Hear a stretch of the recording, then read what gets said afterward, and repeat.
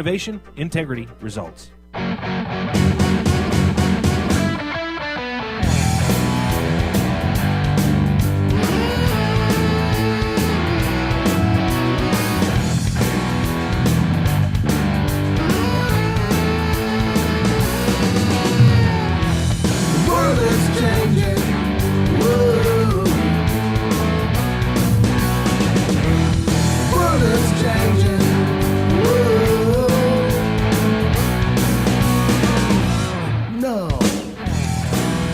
And welcome to Edge Media Source and the Raw Nerve, as it can only be heard right here on Edge Media Source. You can call in at 253-617-1440.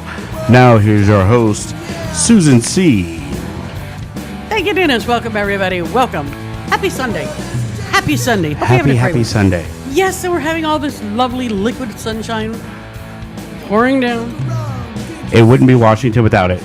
But, on the upside, in only 4 days, count them 4 days, we click over to spring. Which means what? It's going to rain some more. Warm. That's what it means it's going to do. It means the liquid sunshine turns warm. Yeah, okay. We don't have the cold liquid sunshine. I get tired of that. And you're still waiting for some more teeth to grow in to put under your pillow, huh? You're terrible. You're just terrible. No, it's just, I cannot believe spring is 4 days away. We've had a weird winter this year right here in Kitsap County. It's been, how do you say? Abnormally warm. It's been a little freakish. What's weird is that it was abnormally, freakishly dry. We did not get the rain over the winter that we usually get. Usually winter is our really rainy season. Okay. And every year, believe it or not, for the last 3 or 4 years, we're in the Seattle suburb exurb, whatever you want to call it. For the last 3 or 4 years, some point in the summertime, they come out and say that we are officially in a drought in the Seattle area. Believe it or not, yes. And drought doesn't necessarily mean, there's no water. It means that you are a certain percentage under the normal rainfall amount that they expect you to get. If you are enough underneath that, they come out and say you're in a drought situation. So we've had that the last 3 or 4 years, which has always kind of made me chuckle because, I don't know, I live here. We haven't got to live up to our reputation. I live here. I look out there. It's raining to me. Okay, well, maybe it's just raining on my house. I don't know. There's a chance of that every day. I don't care. No kidding. There is It could come at any minute. Without warning. Exactly. Clear sky. Nope. Yep. Rain. But the thing of it is, we were having a very, very dry winter, which was unusual. It was sunny. It was pretty. It was really kind of freaky, warm, nice. And there are a lot of times I sit there and looked at my husband. I said, this is winter? What's going on, And we got crocuses coming up early and daffodils coming up early and all sorts. The trees are all budding out early. And then February, the last week of February and up till now in March. And we have hit our expected rainfall. We have filled up all of that, what we were behind in the rain gauge, and have doubled that. We are now, I believe we're at twice the rainfall amount that we would normally have at this time of year. We went over. Oh, yes, we did. We're a little on the drippy side. Little drippy, yeah. Yeah, trust me, I get water in my house, so I know all about it. Well, I try not to do that myself. Oh, yeah, I don't like it. Silicone caulk keeps water out of anything. I love that stuff. It's like in a house, you've got to have duct tape, Gorilla Glue, and silicone caulk. You have those 3 things, you could be a happy homeowner. I'm telling you. I have none of those, and I'm a sad home renter. Yeah, I'm telling you can fix anything with those 3 things. But I tell you what, tomorrow is, can we say it all together? St. Patty's Day. I'm very excited. I got some tequila. That's all I got. Tequila don't cut it for St. Patrick's Day. Sure it does. Although it's kind of hard because I really do detest beer. I have always detested beer. I do. And the thing is, we don't drink the same stuff that they call beer. Well, no, we don't. No. That stuff they call beer will do stuff to you. Have you ever drank Guinness? The way they drink it, warm. Not warm, no. Guinness warm in a mug. It just. They drink all beer warm. I know they think we're weird. They really do. They think we're very peculiar people that we ice things. And odd to popular belief, the Germans are that way too. Really? Yeah. Well, I believe that they have warm German potato salad. It's served warm instead of hot or cold. Yeah. Oh, it's very good. I like it. Really? I like it. It's different. You got to get used to it, but I like it. But anyway, tomorrow is St. Patrick's Day. I hope you all have a great time. Enjoy yourself responsibly. Just want to let all the people out there listening know, WSP knows tomorrow's St. Patrick's Day too. Oh yeah, they're out. They know. They're out. Oh my God, they're out. DUI patrols are out in force this holiday weekend to catch impaired drivers. And remember, now that marijuana is legal in the state of Washington, they're looking for those green drivers too. Yeah, but I want to know, how do they check for that? If you are impaired, okay, They have a breathalyzer? if the officer believes that you are impaired by your actions or whatever, or they have probable cause, like I don't know, they pull you over, you roll down your window, it's like, oh, I've got a contact eye rolling out of the car. They can take you down and get a blood test. Okay. Yes, they can. They can do that for alcohol too. If they want to. Well, yeah, but that's funny. So here's a warning to you stoners out there. Then, if you have the munchies, don't drive. No, Or don't get pulled over. Stock up ahead of time. Don't get pulled over with munchies in your car. That's probable cause. Got to ask you, since I know you have some small amount of experience with this. No. Favorite munchie ever, all time top. Favorite munchie? Best munchie out there. It's a tough question to answer. No, it's not. The best one? The best one. Because it depends. It depends on the mood I'm in. It changes. It depends on what you start with, because you got to cover the palate. You got to go from salt to sweet, and one's got to counteract the other. Now, if you have to nail it down to one all-time best munchie food, I'll put this out as a public service announcement. Now, the Washington's made it legal. Cheetos. Cheetos is good. Not the crunchy ones. They got to be the puffy ones. Yeah, I'm going to tell you why those are bad. Go Cheetos ahead. in general. They're Cheeto not bad. fingers. Cheeto fingers. Well, yeah. You get Cheeto fingers, and then you're stoned, and if you forgot it, you forgot a towel, a napkin ain't gonna work. Yeah, you lick it off. You lick it off, and then you would go Cheeto fingers. You're It's stoned. What are you terrible. gonna do? You lick it off. You lick it off, and then even more stuff sticks to it. You pull it out, and you look like one of them pink Twinkies or whatever, with all the coconut on them. I cannot believe that between the two of us, Dennis is more worried about social ramifications of Cheeto fingers than I am. Okay. Yes. Go figure. That is our topic today, Cheeto fingers. Cheeto fingers and munchies. Word for and we didn't even discuss this on the way here. No, I know. It's just not even a word came up with that. That's what you call a spontaneous streak of brilliance, I suppose. But no, it is Cheetos. They've got to be the puffed ones, and you got to put them in your mouth and let them melt. Oh my God! Because my other half, she really did You can't chew them. You cannot chew them. She had an addiction to the twisted ones. No, those are The crunchy. big twisted ones. No. Oh, are those soft The ones too? spiral ones. Oh, okay. It's a big puffy one. Oh my God! You said, yeah. When they would sell out of those at the store, she used to have problems. Jonesing for my Meltdown. Cheetos. Jonesing for my Cheetos, honey. They didn't have my Cheetos. I can see you scouring Kitsap County, going from store to store. Yeah, I'll find you some money. I promise. Oh my gosh! Before I forget, Chester Cheetah. yeah. Before I forget, joining me on the other side of the glass here is Bad Boy Dennis D. How you doing? Hello. Doing great. You had a good week. Yeah. Good. This is our anniversary. Yeah, we just realized that today. Yes. This is our anniversary month. We'll say. Yeah, we don't remember the exact day. Well, I remember it was the first Sunday in March. Oh. Yeah, but well, we kind of forgot about it. So what the hell? Happy anniversary! Yeah, happy anniversary. Yeah, we were so prepared. Yeah, happy anniversary. It was another day at work. What's amazing is it doesn't feel like we've been doing this for a year because, like I said, time flies when you're having fun. It's true. Well, we went from seeing each other 5 days a week for up to Like 4 3 to years. 6 hours. Yeah, for like 3-4 years. Yeah. Yeah. We see each other once a week for 3 hours, and that's it. What are you gonna do? Yeah. But Unless I pop over to your house, which is rare. Oh wait. But no, I want to let everyone know. Just a reminder that the Washington State Patrol is going to be out just crazy. And not Yeah. just Washington State Patrol, the Permanent Police and the Pulse, Kitsap the County Port Orchard, Sheriff. everybody's going to be out. Because they all know y'all out there drinking. They want to make sure you're not all out there drinking and driving. And there's nothing wrong with having a designated driver on St. Patty's Day. That's right. You know, they could eat all the green stuff. Did you see that where they dye the river in, I believe it was in Detroit? No. Or is it Chicago? Chicago. They have the big St. Patrick's Day parade. Yeah.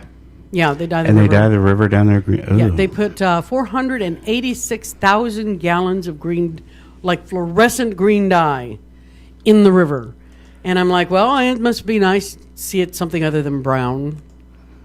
Puget Sound turns green on its own. Well, yeah, if the algae gets out of hand, it does. It does. Well, It is a natural color of yuck. just to remind you, your first DUI offense can cost around $10,000 in bail, fines, and legal fees. So let's just not figure that's worth it. Ooh, and you get to work your way up to having things like a blow and go that you have to have in your car. Yeah, but did you see on the news? You happen to remind me of this. The gal that had an interlock system in her car. That's what it's called. You get in Yeah. your car. You have to blow in a breathalyzer, Yep. and you have to pass the breathalyzer before the breathalyzer will allow your car engine to turn on. Excuse me. That's the way it works. There's this gal gets in the car. She blows it. She's drunk. The car will not start. So what does she do? She gets her friend, a guy, to blow in the breathalyzer, Yeah, that's common. unlocks it. She starts the car and drives off with a 2-year-old in the car seat in the back seat. You're looking at this 2-year-old the whole time they're doing this. The drunk, you can't even blame them at that point. Well, it's yeah, you can. For driving, yeah, you can't you blame their idiot friend though for going ahead and Enabling them. Yes. Yeah, making it easy. Yeah. But so the friend doesn't get any parenting awards there either, except No. the newspaper upside the head maybe. no, a newspaper. I say brick, but All right, that's just me. Cinder block, we can go big. Cinder block, that'll work. That'll work. Yeah, cinder block frisbee. Boom, boom, boom. I love it.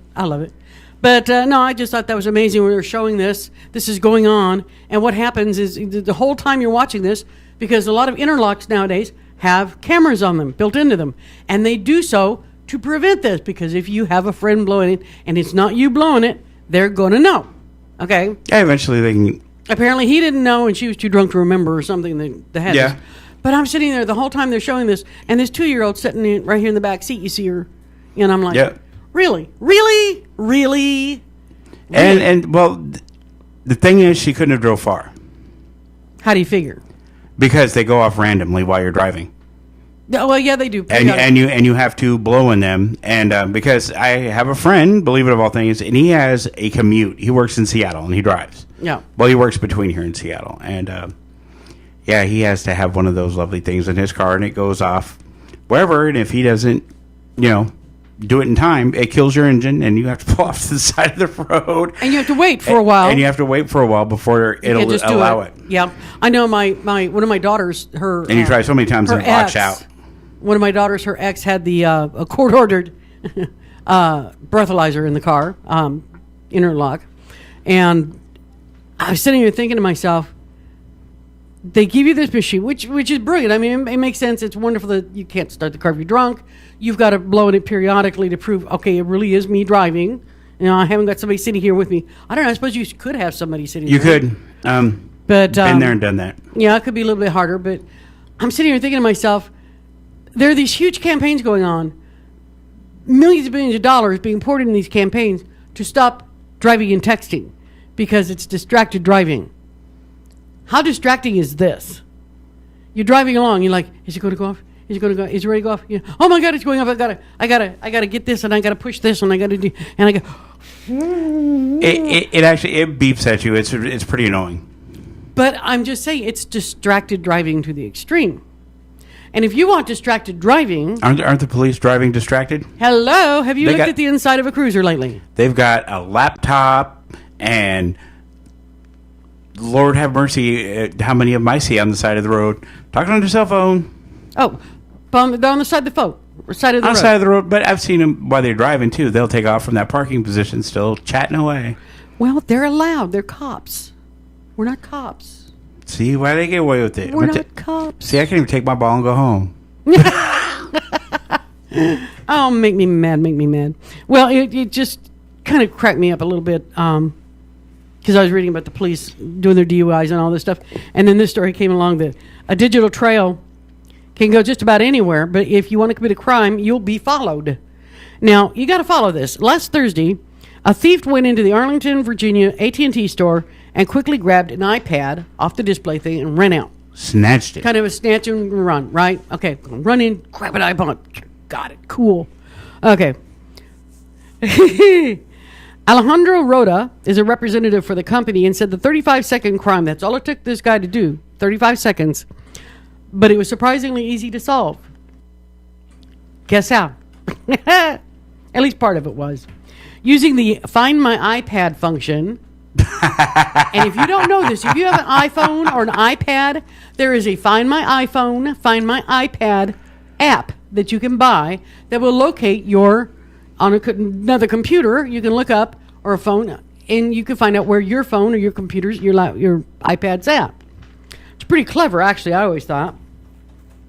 Well, the Arlington police tracked the iPad to a quiet neighborhood on the east side of town where it was turned back on, when it was turned back on.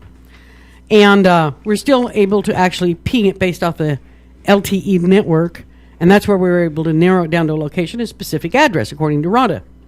When police conducted a search warrant Friday morning, police said they found more than just a tablet. Isn't that shocking? So surprising. I was stunned when I read that. Absolutely stunned. They discovered methamphetamine, drug paraphernalia, money, and scales. Ooh. Looking over pictures from the scene of the first time, Rudda held his demonstration tablet a little closer. He said, yeah, that's definitely a lot more than an iPad. Wow. Residents in the home said officers did visit Friday morning, but they did not want to talk about the search.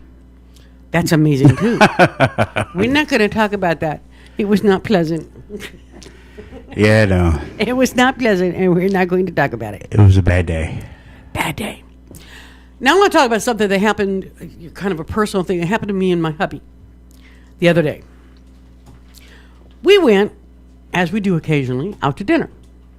We went to Applebee's. Okay? Now, Applebee's is a wonderful restaurant. They've got really good food. I had the new Marsala steak, which was very good. The Marsala sauce needs to be a little thicker, boys. It does. It's a little runny. But aside from that, it tasted good. And then we get the bill. Okay. Got a pretty good idea what it's going to run. And I'm looking at the bill. And you go, and you get these long treaties now. You don't just get a bill. You get this War and Peace thing that comes out. This is a short one. Some of them, they just keep going. And I'm looking at this thing, and I'm like, yeah, go online, Applebee's survey. Yeah, win $1,000. Yeah. Come on down here. And it's got, check total was $45.15. Tax was $3.93 for a total of $49.08. Okay? Right below that, printed on the ticket, pre-printed, it says gratuity examples. At 15%, this $49.08 ticket would be a $6.77 tip.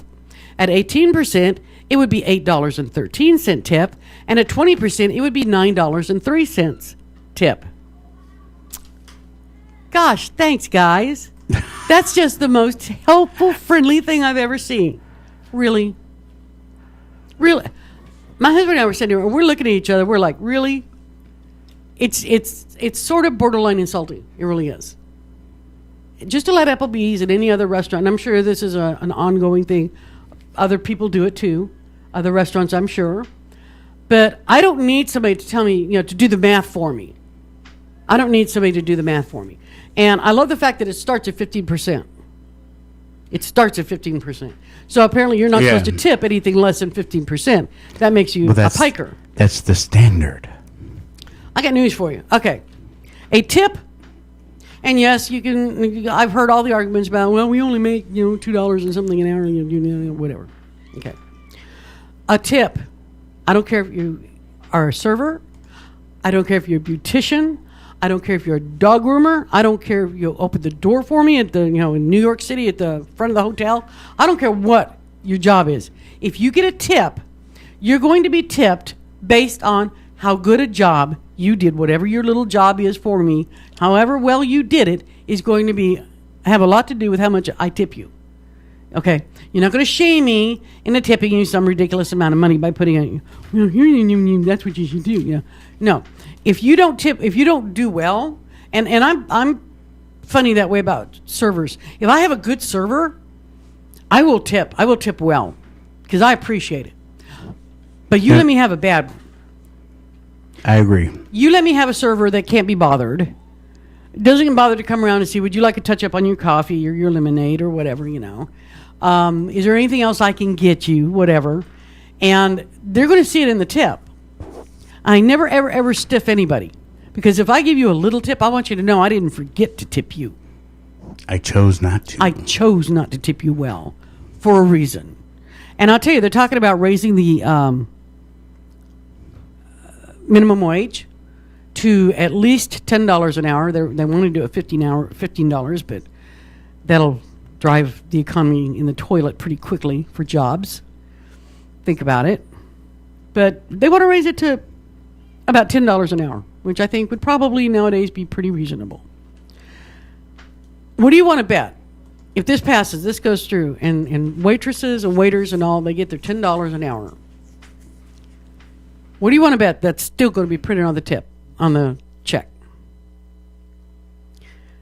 This is when it gets insulting. If I go out and have a nice dinner because we're celebrating something, we don't eat like that all the time. Good Lord, no.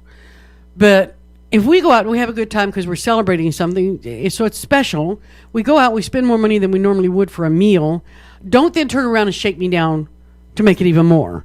Don't make my what is it, $49 dinner actually turn out to be, $60. No, don't do that. Because I'll tell you, there's a lot of people out there, the only time they go out is when they're celebrating something. It's something important. You're going to make it to where they can't go out and do that because they feel guilty? I don't think that's right. I really don't. But I'll tell you something, you do a good job. I have no problem with tipping somebody well. No problem. And around the holidays, I get stupid. I really do. Yes, yeah. My husband hates it, but I do. I get stupid. I'm like, it's Christmas. So, just wanted to say, I find it insulting. I really do. When they pre-print the examples for how much the tip will be starting at 15% to 20%, as if this is what's expected. No. I go out to eat. I don't expect to give a tip. That tip is earned. If it's earned, I'll pay it. If it's not, hello. You might want to look for a different line of work if that's the best you can do. Because that actually takes a bit to upset me. It takes a bit. I'm pretty easygoing. But I'll tell you, I order a steak. I want somebody to come back and say, how was it? Is it cooked right? Yeah. I'm funny that way. But I don't know. I think a lot of people are like that. I really do. I think a lot of people are. And it's getting to the point, tipping is getting out of hand. They're coming up with an app now that you can, up to 2 hours after you leave Starbucks, you could go back on your iPhone and tip your barista. That's funny, but not cool. And my daughter, one of my daughters is a barista, okay? And I've even told her, I think it's kind of idiotic to expect people to tip you when you stand there and make a cup of coffee. You don't bring it to me. You don't come ask me what I want. I stand here and stand in line, and then I stand here and stand in line to pick up my coffee when you set it over here. What am I going to say? It just doesn't seem quite right. That's just me. We're going to take a break here at the bottom of the hour, get some commercials in here for y'all. We'll be back right after this on The Raw Nerve. I'll see you in a sec.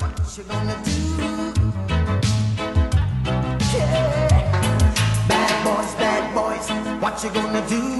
What you gonna do when they come for you? Bad boys, what you gonna do? What you gonna do when they come for you? When you work.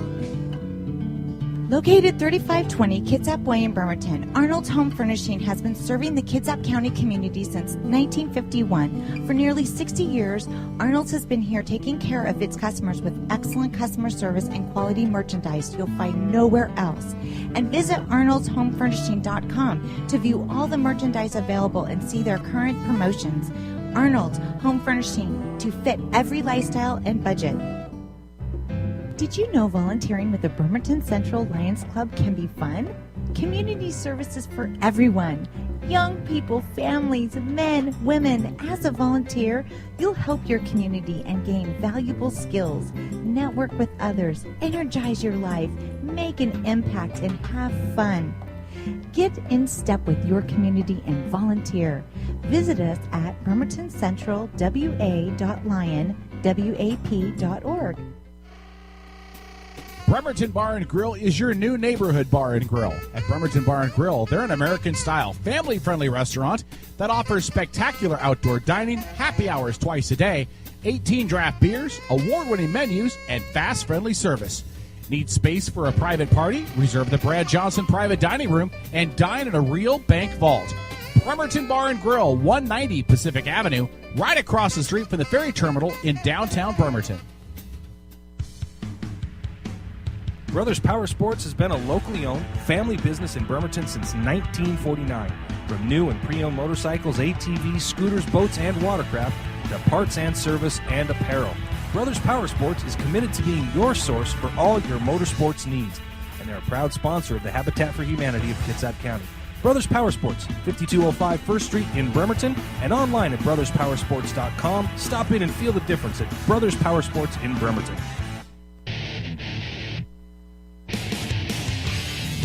Hey sports fans, have you ever wished there was a live and local all-sports broadcasting network, but wish no more? It's ISBNsports.com, Kitsap's only live and local all-sports 24-hour broadcasting network, featuring the Kitsap Blue Jackets, Olympic College Rangers, high school athletics, and the ISBN Sports Show every Saturday morning from 10 to noon with interviews from exclusive guests from around the Sound. So, you want sports? Go to ISBNsports.com. Judy's Sewing in East Bremerton is your one-stop shop for all your sewing, alteration, and clothing repair needs. At Judy's Sewing, you can also find tuxedo rentals and bridal party dresses for only $69 and bride's dresses starting at $189. Judy's Sewing at the corner of Fairgrounds Road and Central Valley in East Bremerton, near Handy Andy's, or call Judy at 360-662-1212. That's right, 360-662-1212 for Judy Sewing.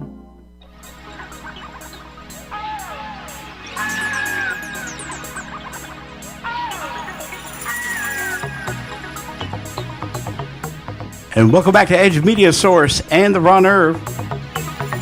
You can call into the show at 253-617-1440. Now we go back to your host. Here she is, Susan C. Thanks, Dennis. Welcome back, everybody. Hope you're having a great Sunday.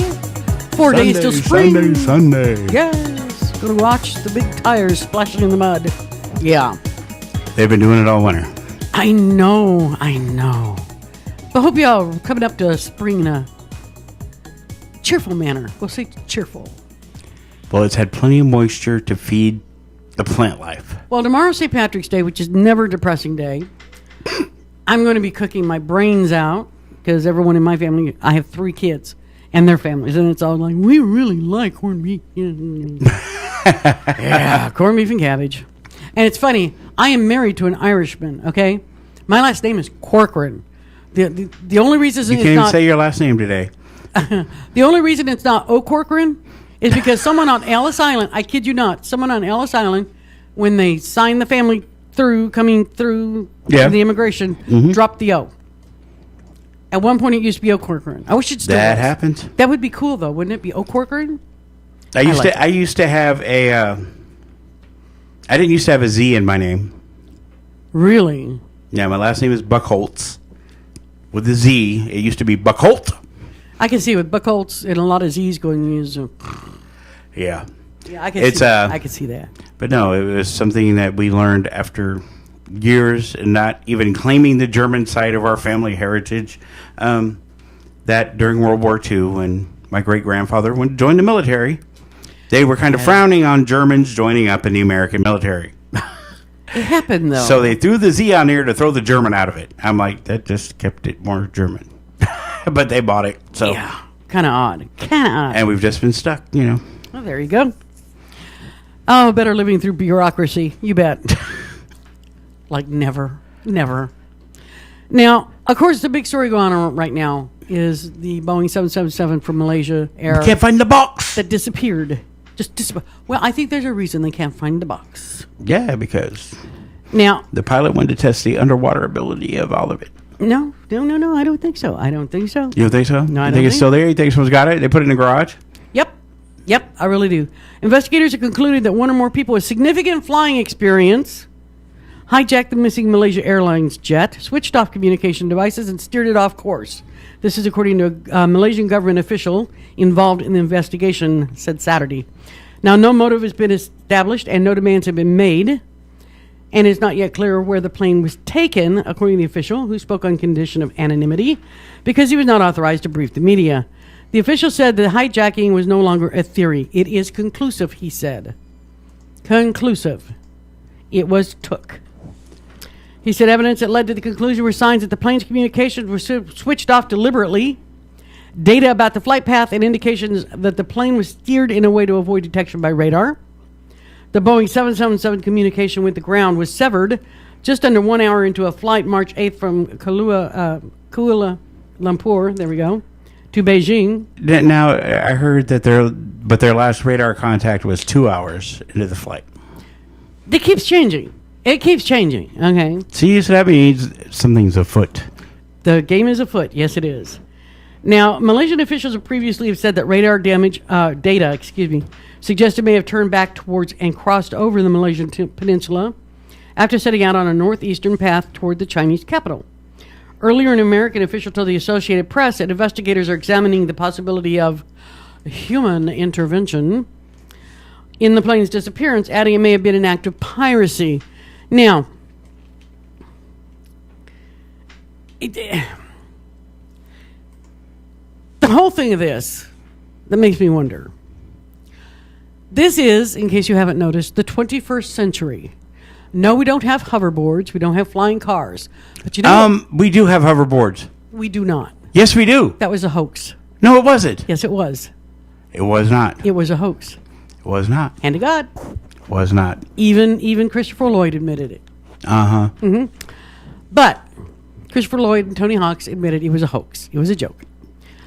But someone had good special effects. We don't. Yes, they did. We don't have the things that we thought we were going to have. But one thing we do have in the 21st century is damn good radar. And we have civilian radar. You're smoke enough, you can have anything you want in your mind. This is true. Just saying. You're on a kick. You're on a kick today. I'm bad. Yeah. You have civilian radar. Yeah, military radar. Military radar, which kicks civilian radar butt. I can tell you that right now. And then you've got the past military radar. I mean, for heaven's sakes, you got the stuff the government uses. Then you have the stuff the terrorists use. You ever watch the news? Once in a while. And they show the weather. And the weather, they show the radar. You know, here's what's on the radar for our weather. And nowadays it goes way out there. And it goes way out over the ocean. And they're starting to show you, and be able to tell when the weather's going to get there. Yeah. And this is just for the weather. Okay. Yep. This is just for the weather. To track clouds and fronts and things. You're going to tell me that nobody at any point managed to keep radar contact with a 777, one of the biggest airplanes up there. It's big. They are big. They are enormous. They're not your little, commuter hopper that you get in up here at SeaTac and go to Boise. No. Those look more like, you wind up the propellers and the rubber band. Yeah. Yeah, these things are it huge. Stands out. Yes, it does make an impression. They are huge. Like me standing in the middle of a room of skinny midgets. Well, it stands out, Oh, Lord, I'm not even touching that one. It occurs to me, however, if you were to, and just to let you know, the authorities went to the pilot's house and they found a very sophisticated simulator in the pilot's house, which they removed to study. Sounds to me like somebody wanted to practice some moves that he didn't want on the commercial simulator program. Didn't want it recorded on the program what he was doing. Just me, I'm just saying. But I got to wonder, suppose you pull this off. Okay, you hijack an airplane, and I'm old enough that I remember when plane hijackings were not uncommon. Okay? Yeah. People were hijacking airplanes, it seemed like, right and left. To Cuba. Could go to Cuba. All over the place. Oh, yeah, it was all over the place. You never know where the guy with the razor blade Yeah. and the supposed bomb strapped to his chest was going to tell you to go. Oh, yeah. Oh, yeah. And it's just amazing to me. It's amazing that we are now coming full circle. But if you were to steal, for all practical purposes, an airplane, what are you going to do with it? It's going to be well known. There are every piece on that airplane has got a serial number on it, so that in the event that it should fall out of the sky, they could trace. Okay, that came off this plane. They could keep track of things. And I don't know what you think you're going to do with it. You're not going to be able to sell it to another airline. Well, yeah. Maybe there's an underground market for it. I don't know. I don't know. Does the president of Pakistan want an Air Force One of his own? I don't know. Is there a 747 chop shop? There's a thought. Well, actually, I think the 777 it's not as tall, but I think it's bigger than a 747. I think it's got a more passenger compartment. Area. Yeah, the body's like wider, so you get more seats in. And the 747 just went up in the front, so they had a piano lounge of all bizarre things to put on an airplane. Yeah. A piano bar, yeah. Okay. But no, it's... For the first class people. Oh, only.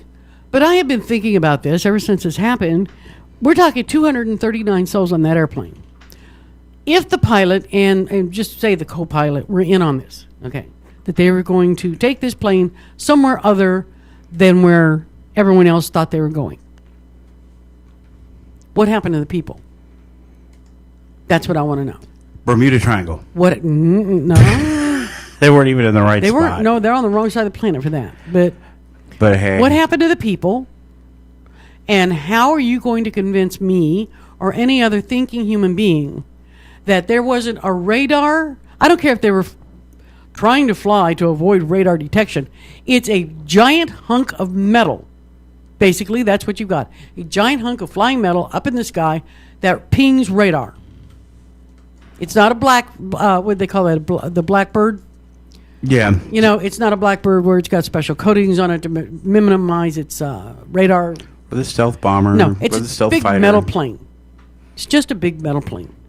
So you're not going to tell me that maybe civilian radar lost it, but you're not going to tell me all the military radar lost it.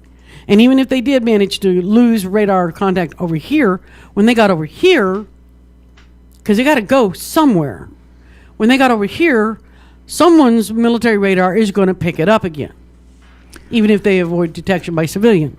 NASA's got some pretty good ones. Don't they? I'm just telling you. I'm telling you, there's some military out there knows what happens here, knows what happened. Mm-hmm. You're not going to tell me that they avoided radar detection the whole time? There is somebody watching the skies at all time. I don't buy it. I really don't. I'm really worried about the people. That's my concern. There's children and babies on that plane, and come on, let the people go. Keep the airplane. Fight that out on whatever battlefield you want to do it on, but let the people go. It's the least you can do. So, last week, you remember I was talking about the girl, the 18-year-old girl who sued her parents for child support? Oh, yes, the little child running wild. Yep. Moved in with her friend because her parents were so awful. And she sued her parents to pay her, get this, $650 a week. A week? In child support, plus pay for her private tuition to the high school she was in at the time, plus pay her tuition for the college that she was accepted to. She had been accepted to after that. Did I mention she was 18? Yeah, well, okay. Yeah, she started that whole nonsense just a couple days before she turned that. Yep, 2 days before she turned 18, she started all this because the parents told her that, if you want to continue living here, you're going to have to abide by certain rules, Be respectful, do a few chores, don't, stop seeing this boy that's bad for you, he's a bad influence, blah, blah, blah. No, I love him, no. Run away, run away. And then turn around and sue your parents. Biggest pile of idiocy I've ever heard for a long, long time, I'm telling you. Well, you'll be pleased to know that the New Jersey honor student who sued to get her parents to support her after she moved out of their home has reunited with her parents. And the family is now asking for privacy. Yeah, because she's got to suck it up now. Oh, yes. Go ahead, princess. I'm sure she's crying for a month, I'm telling you. Rachel Canning moved back home with her parents after speaking with her mother Tuesday, this is last Tuesday, but without any promises of financial support or other consideration, according to lawyers for the teen and her parents. Lawyers for the teen and her parents. That just sounds so wrong on so many levels. Oh, my God. If I could have sued my parents, oh, my God. I don't know. State judge Wednesday, my parents would have killed me, but okay. A state judge Wednesday denied a request from Canning's attorney asking for a court-appointed guardian, I can speak, guardian, for the 18-year-old to be paid for her parents. He denied application for immediate relief, also requested that the courtroom be closed for future hearings. Everything is prohibited from all the people or parties are prohibited from speaking to the media.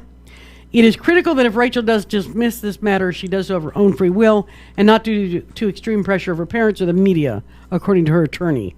Yeah, I'm sure she's under so much pressure. Yeah. You see this? The judge basically threw it out.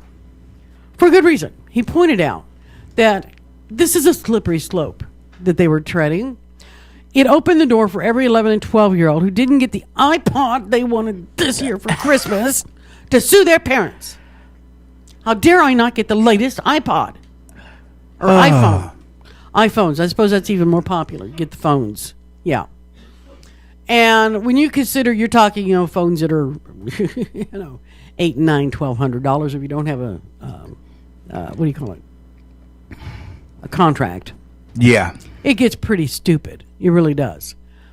And that judge that was hearing the case decided that he was not going to open that door. Bless his heart. He has the gratitude of parents and grandparents around the country, probably the world, for putting his foot down and saying, no, you're being a spoiled brat, go home. There you go. I loved it. I really did. So she's back home and licking her wounds and probably, crying to everybody about how sad she is because she didn't get her way. I want to know something else. though. What? So how did the guy feel that financed her whole lawsuit? Yeah, that was an odd situation, I thought, because apparently I wondered, well, what kid has the money to hire a lawyer and do all this? Yeah. She moved in with a friend, and the friend's father financed the lawsuit against her parents. So I'm like, there's history there. There's something going on there. Yeah, he's the guy saying, oh, go ahead, you can call me Uncle Steve. Oh, sure, come sit on my lap. Sit on my lap, honey. Yeah. Just saying. Little too friendly with the kitties. Well, it's sort of, the guy should expect it. Because as far as I'm concerned, if you set yourself up to appear, you avoid propriety by avoiding the appearance of impropriety. My mom beat that in my head when I was a kid growing up. It's true. He's If you don't want people to think you're doing something shady, don't act like you're doing something shady. Simple. Okay, yeah, it may have been one of them bad moments where everybody has that one moment in their life that they regret where they made the absolute wrong decision. We can't say why we did it. We don't know why we did it. We just did it. I married one of those. Yeah. Yeah. See. Yeah. But don't I dig always, up the backyard. I always say I made a mistake before, but I divorced it, so that makes me perfect now. I'm perfect. Don't argue with me. I am surrounded by people that have those sayings. One of my employers, he says that he was mistaken once, but he was wrong. Other than that, it hasn't been an issue. Yeah, but see, I am perfect. Yeah, okay. Go. Now, this one is you want to hear chutzpah? You want to hear chutzpah? What's chutzpah? Nerve. Gall. Nerve. Gall. A man named Roy Ortiz, from Broomfield, Colorado, was trapped in his submerged vehicle for 2 hours after heavy rains washed his car off the road. Okay? Wow. Fire department, rescue and all turned out, saved this man's life. He has now filed a notice of intent to sue the local emergency services who rescued him. I kid you not. Okay. We got a guy who would have set him up. A guy that took a ferry for a joyride. Yeah. Yeah, he should get his Because you're lawyer. an idiot. He should get his lawyer. That's him. Yeah, that would be great. You guys could share a lawyer. Now, Mr. Ortiz says he has reluctantly filed a notice of intent because says he needs help paying his medical bills. His medical bills totaled $40,000, but he's asking for $500,000 for property damage and emotional distress He's suing for damage of his vehicle that got washed off the road? because they took too long to free him. Next time, don't get trapped so difficultly. What is it they say? You know, if you drive your car into standing water, you better damn well know how deep it is. Yeah. Yeah, just a thought. They don't stay running forever when you go in there. No, and I've talked about it before that I was an EMT for this county for 8 years. I went on rescues. You know, I was there when they were taking care of people doing this, that. Usually something stupid. You know, not always, but usually something stupid. And but I'll tell you what, you don't mind. You don't mind piling out of bed in the middle of the night. You don't mind going out in the cold and the rain and the snow and whatever's going on, because it could be somebody's life on the line there. So you don't mind being inconvenienced. You don't mind being uncomfortable, because it's important.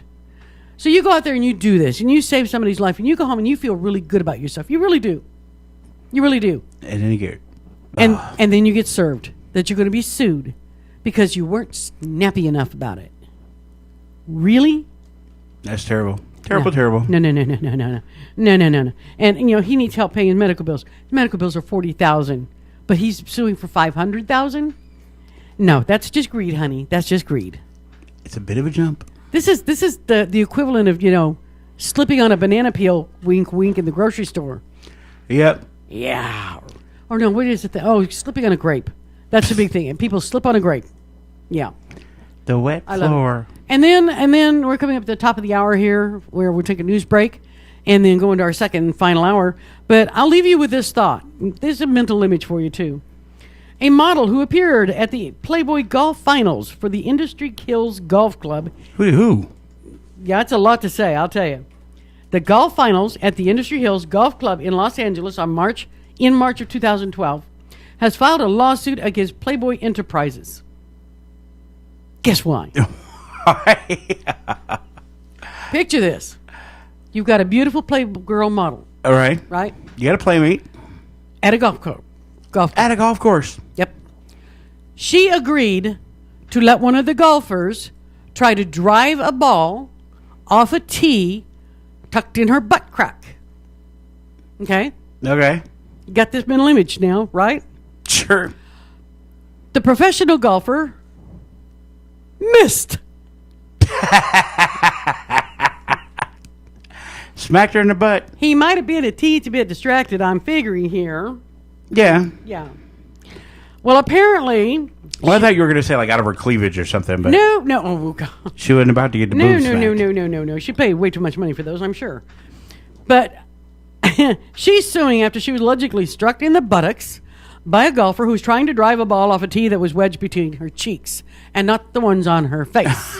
The golfer who missed the shot, Playboy morning show radio host Kevin Klein, is also named in Liz Dixon's lawsuit. She's suing for battery and negligence and is seeking $500,000. $500,000. That's the number these days. Plus punitive damages, according to TMZ. The suit states that Dixon agreed to lie with her buttocks partially exposed so that Klein could hit off the tee in her butt. When he swung, Klein missed the ball and struck the plaintiff on the buttocks, causing her injury and damages. I'll bet she did, too. Oh, boy. Yeah. Now, the point of this whole thing is she agreed to do this. Okay. I was young and stupid, too, at some point in my life. And I actually had a friend who wanted to make it as a BMX rider, make a name for himself. He wanted me and some of my friends to lay down and let him jump us. He'd go on a ramp, jump us. We film it.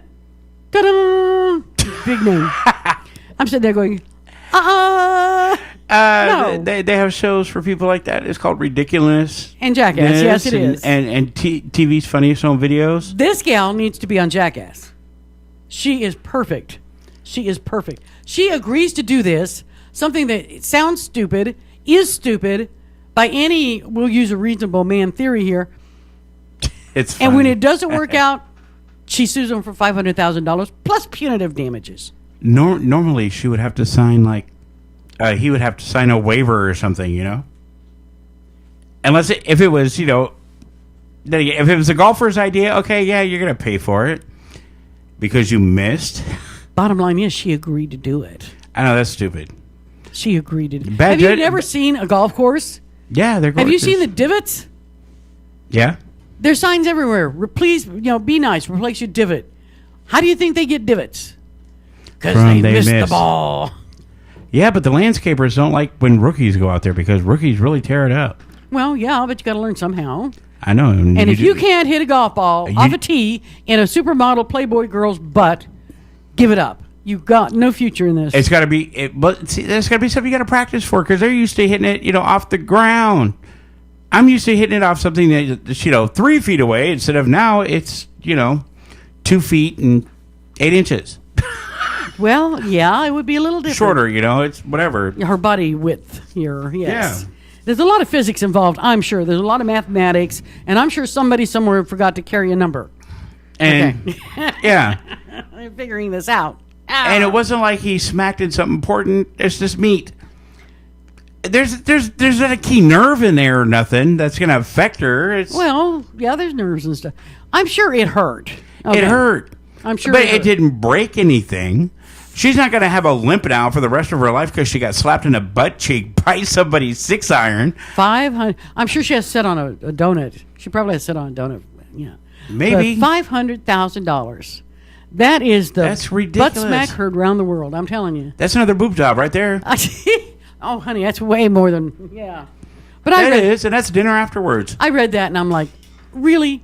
Yes. She agreed to this? Oh, okay. Don't volunteer for something. Never volunteer for anything that could go wrong until you think about what could go wrong and whether or not you want it to happen to you. If you don't do it. What is the risk involved if I make this decision? I mean, you go in and get your ears pierced. They make you sign a waiver. You go in the mall to get your ears pierced. Yep. They make you sign a waiver, and it's got all this. These are horrible things could happen. La, la, la, la, la. What do you think? Hitting a golf ball off a tee, wedged in your butt. She should marry William Tell's son. If he would stand there and let Dad shoot an arrow off his head. Yeah, that's some trust. And honestly, I don't think that went well. I really don't, because you never hear anything more about William Tell's son. You hear about William Tell. Yeah. You never hear anything more about William Tell's son. So I'm thinking it did not. It's because Junior walked around after that with this arrow sticking out and said Dad was practicing. Yeah, he wore a helmet for the rest of his life. He did. A football helmet before there was football. Oh, I'm going to hell. I really am. He keeps walking into stuff. We don't know what's the matter with him. He walks in a circle. Because he's pinned him. Oh, no, that's terrible. Oh, God. Where's your son? Oh, he's stuck to the tree. Oh, that's terrible. But it did occur to me one day that, you hear about William Tell. I've heard about him all my life, but you never hear anything more about his son. I'm thinking it didn't end well. I just am. Well, I'll tell you what. I've got one more stupid. Well, it's not stupid, actually. This one is a pretty It's good one. stupid? It's really not stupid lawsuit. But I'm going to go into that. We're up against the top of the hour here, and we're going to break for the news break at the top of the hour. Because if you're like me, I like to know what's going on out there. I keep track on such things. And but I got to tell you, there's a reason. George Zimmerman, you remember him? Yes. Shot Trayvon Martin. Yeah. His parents are suing Roseanne Barr. And I hope they win. I really do. Some people are so stupid. People that are actually intelligent because of what they do. They must be intelligent. They get hit stupid. Tell you what, we'll take a break. I'm Susan Corcoran, Bad Boy Does D&I. We'll be back right after this at the top of the hour. Hang in there. It's The Raw Nerve. They're talking about me. Come on, push in with trending. They're talking about one of my favorite subjects. They're talking about me. Keep it going with trending. NPR News in Washington, I'm Windsor Johnston. Although final results have not been announced, the Referendum Commission in Crimea is reporting the vote was overwhelmingly in favor of leaving Ukraine to join Russia. NPR's Tamara Keith reports President Obama today told Russian President Vladimir Putin that the United States does not recognize the referendum. According to the White House, President Obama told Putin the referendum occurred under duress of Russian military intervention, is a violation of the Ukrainian constitution, and would never be recognized by the international community. In the statement from the White House about the call, the word referendum is in quotes, just to make it perfectly clear the president doesn't consider it legitimate. A statement from the Kremlin says Putin told Obama the referendum is fully consistent with international law. The White House statement adds President Obama reiterated that a diplomatic resolution cannot be achieved while Russian military forces continue their incursion into Ukrainian territory. Tamara Keith, NPR News. The U.S. is speeding up deliveries of weapons to the Iraqi government. The embassy in Baghdad says the U.S. has sent 100 missiles, thousands of machine guns, and millions of rounds of ammunition since January. From Iraq, NPR's Alice Fordham reports the government has been calling for arms to fight terrorists. The embassy statement says that America is determined to help Iraqi security forces. The country's military and police are battling Islamist militants who have taken over swaths of the western deserts. But experts said the weapons supplied were carefully chosen. Hellfire missiles are capable of striking single targets like cars or tanks if used properly, but they cannot be used against populated areas. Iraqi Prime Minister Nouri al-Maliki has also asked to buy armed drones and planes, but American politicians and military leaders have expressed concerns that Maliki's security forces might use such weapons against civilians. Alice Fordham, NPR News, Iraq. Another round of winter weather is beginning to hit the mid-Atlantic states. David Bonkins of Dominion Virginia Power says the utility is closely watching the latest blast from Mother Nature. We are keeping a very close eye on the forecast. It looks like we're going to get some sleet, some possible freezing rain. Differing accumulations are being forecasted for various parts of our service area. Parts of West Virginia and Virginia could get up to 10 inches of snow. Smaller amounts are in the forecast for other states, including New Jersey and Pennsylvania. Debris has been cleared away, allowing investigators to get to the basements of two buildings flattened by a deadly explosion in New York City last week. They're focusing on gas pipes and meters in an effort to determine what caused the blast. This is NPR News. North Korea has test-fired at least 10 short-range missiles into the sea off the Korean peninsula today. That's according to South Korean officials. It's the latest of several recent short-range launches that coincide with joint U.S. and South Korean military drills. Both Seoul and Washington criticized the test firings. In Nigeria, several people have been crushed to death in a stampede in the capital, Abuja. NPR's Ophebia Quistarton reports the mayhem erupted during a government job recruitment drive at a stadium that can hold 60,000 people. Tragedy struck at the National Stadium in Abuja. Witnesses described mayhem as job seekers packed into the venue on Saturday, preparing to take an aptitude test for employment in Nigeria's immigration service. This young woman told the BBC it was pandemonium. My name is Miss Alice Uneako. I am one of the multitudes that came here today to write the immigration exams. It's like as if the whole of the nation were here today, and then there were stampedes.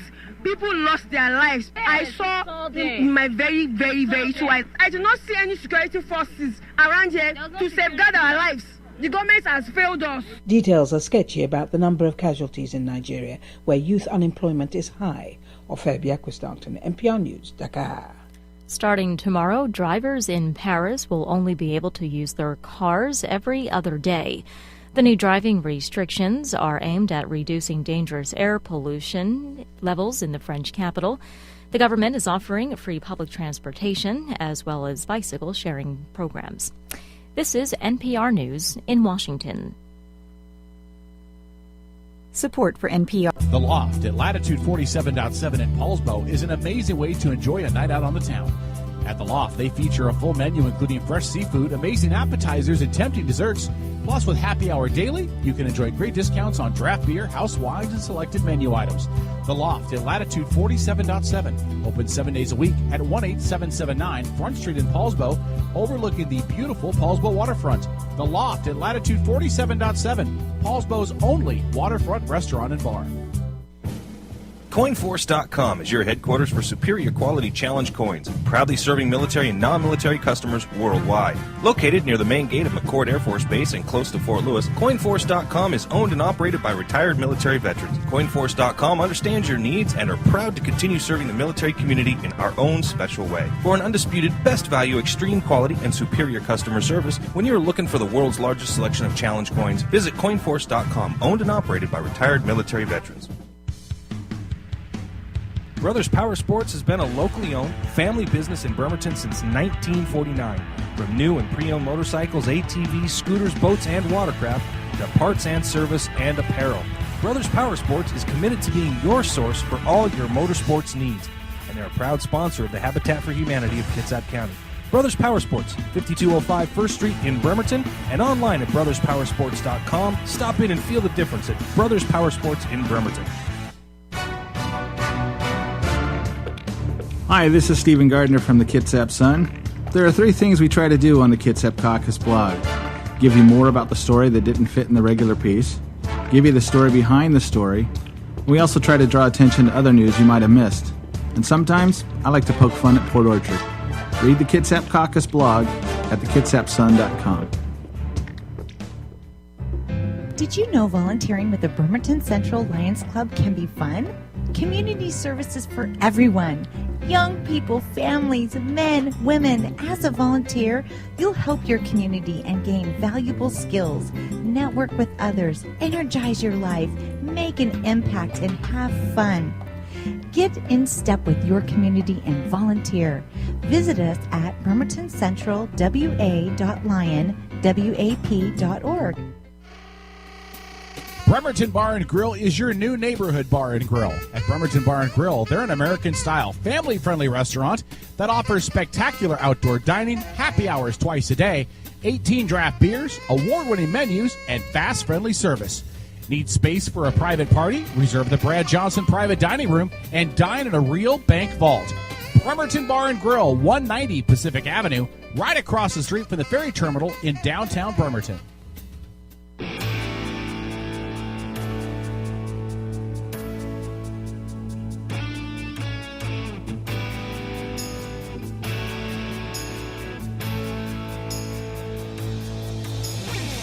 And welcome back to the Raw Nerve, only seen here on Edge Media Source. You give us a call at 253-617-1440. Now back to your host. Here's Susan C. Thank you, Dennis. Welcome back, everybody. Welcome back to the second hour of the Raw Nerve, right here on Edge Media Source. How y'all doing? Happy Sunday. Happy Sunday. Happy day before Thanksgiving. Thanksgiving. You went backwards a whole bunch. I did. Well, I'm thinking in the future here. You went that St. hour Patrick's back? Day. Early. St. Patrick's Day. Yeah, tomorrow's St. Patrick's Day. Corned beef and cabbage day. Awesome. 4 days from now is the first day of spring. Pretty cool. Because it's spring again. I'm telling you, it's really odd because it's been a weird winter. It really is. It's been drier than normal. It's been warmer than normal. We've got plants blooming and trees budding and bees out there already. And I'm like, okay, it's just a little odd. That's all I'm saying. Great. Just more things from outside that are trying to come inside. Hello, Orkin Man. Yeah, I know. It's terrible. Now, before the break, I was talking about weird lawsuits going on. And there's quite a few of them going on right now. Yeah, there is. Far too many. Yeah, we spent the break with Dennis talking about the model that had the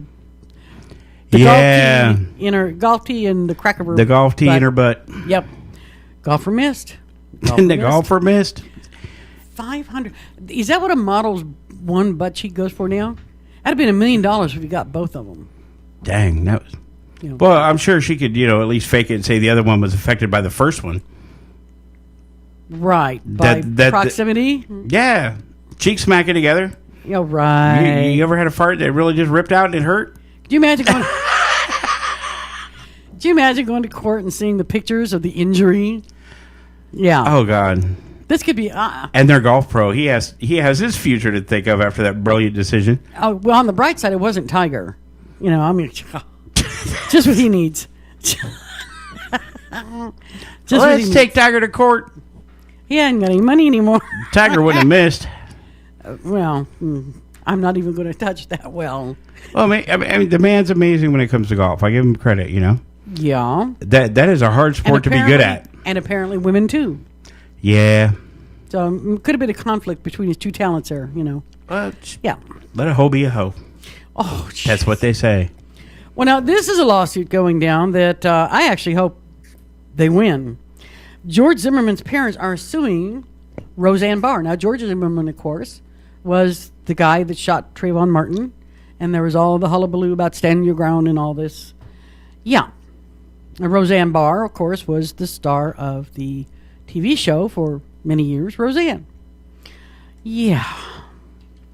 Who's had a career of brilliant decisions, we might add. Oh, yeah. Oh, yeah. The parents of Trayvon Martin's shooter, George Zimmerman, are suing Roseanne Barr for tweeting their home address in what they say was an attempt to send vigilantes after them. If you'll recall, in the aftermath of this whole situation went on, this tragedy of Trayvon Martin being killed by Mr. Zimmerman, to think vigilante justice would not have been a real stretch. To say that people were a little perturbed and irritated about this is like the understatement of the century. I can see where they would say this or feel this way. Now, Robert Zimmerman's and Gladys Zimmerman's lawsuit says that the actress and comedian also said she herself might go to their home. They said she posted their private information in violation of Twitter's privacy policies. Roseanne Barr knew at the time of her tweets and her threat to personally come to the Zimmerman's home that it was an open and obvious call for vigilante justice and intended by Roseanne Barr to cause a lynch mob to descend on Robert Zimmerman and Gladys Zimmerman's home. This is according to the lawsuit filed in Seminole County, Florida. Now, spokesman for Roseanne Barr has not commented back yet. The Zimmermans say that Barr tweeted their address on March 29, 2012, later adding, "At first I thought it was good to let people know that no one can hide anymore." She added, "If Zimmerman isn't arrested, I'll write his address again. Maybe go to his house myself." Really? But that's not his house. That's his parents' house. That's right. And he hadn't lived at this house for 6 years. Know your information, lady. Yeah. Because how pissed off is she going to be when we give everybody her address? She would be on fire for that, you know. She lives in Hawaii, though. I mean, who cares, though? No matter where she lives at, let's go ahead and just, make a billboard, and for random access, we're going to put out Roseanne's address. Well, I just think it's the most idiotic thing I've heard a grown adult do in a situation like this. Now, the parents agreed that they never did have a lynch mob or anything show up, but they had to move out because they got just deluged by media. Camped out on their yard and stuff, and they couldn't move. They couldn't do anything. So they had to leave. So that's when I hope they win. I really do. Yeah, because they got to get a new house. Yeah. And that's just idiotic. Roseanne Barr's old enough to know better. God knows she's old enough to know better. Yeah. Now, this is one I hope they win, too. I'm not a big lawsuit person, believe you me. And I'm always talking about lawsuits I think that are frivolous, stupid, and should never have been brought. But every once in a while, there is one that comes up that actually, okay, I can see this one. And this, of all things, is over beer. And I don't even like beer. A handful of Idaho hockey fans have sued a Boise arena saying that they were duped into thinking a $7 beer contains more brew than a $4 beer. Oh. Now, the lawsuit says the CenturyLink Arena, home of the Idaho Steelheads hockey team, defrauded customers by charging $3 more for a tall, narrow cup, advertised as a large, that actually holds the same amount of beer as a shorter, wider cup, described as a small. Arena spokesman Mike Campbell said he hasn't yet seen the lawsuit and he can't comment. Now, 4 fans filed the suit last Tuesday in Boise's 4th District Court, against a company that does business as CenturyLink Arena. And they're seeking $10,000 in damages. In the lawsuit, Peck says he's attended at least 30 events over the past 3 years in the arena, including a hockey game on March 5th, and that he's purchased beer each time. The other 3 plaintiffs say they have been attending sporting events at the venue for 5 years, and they have bought at least one large $7 beer at each event. Now, if you'll remember, I talked about this before at our own Mariners Stadium, that I saw it on television. It was either on television or Facebook. I can't remember now. But somebody took a large beer. It was at Safeco. I thought it was at CenturyLink Field.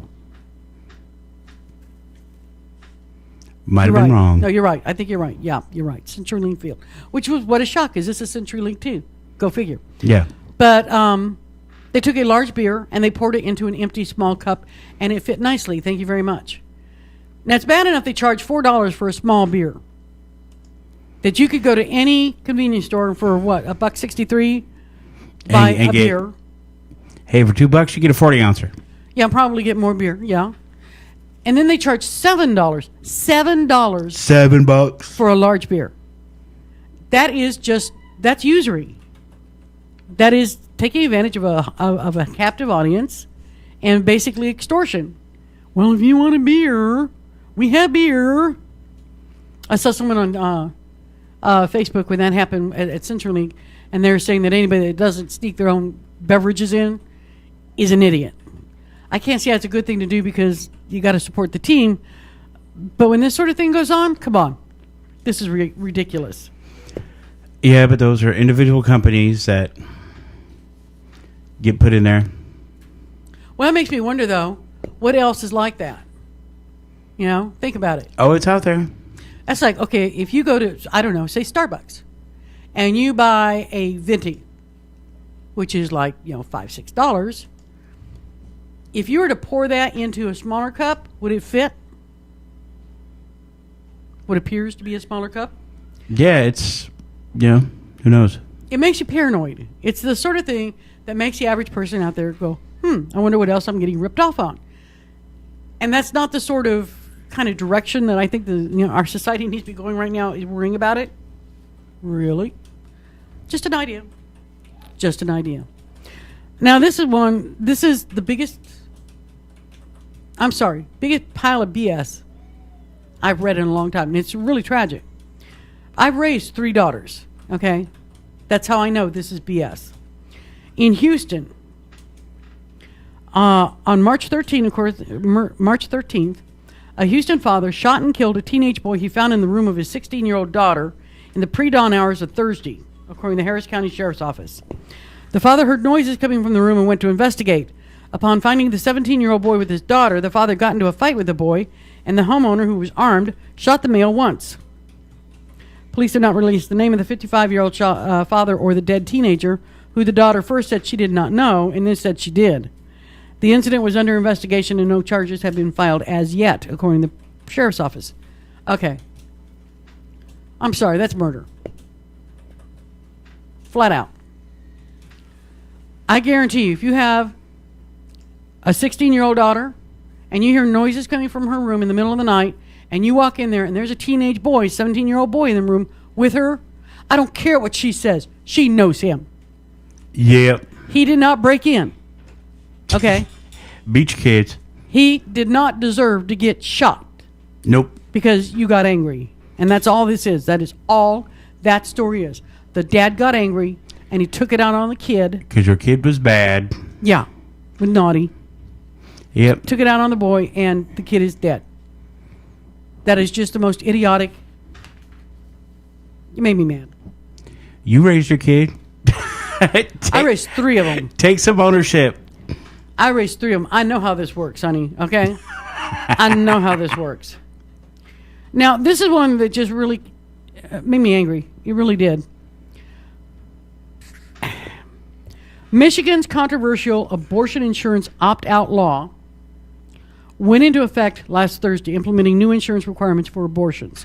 Now, I bring this up because if a law like this, and it's very controversial, there's been a lot of buzz about it and whatnot, people are watching it. Other states see this, and sometimes they get the idea to copy it and do the same thing in their state. God forbid on this one. Okay? God forbid on this one.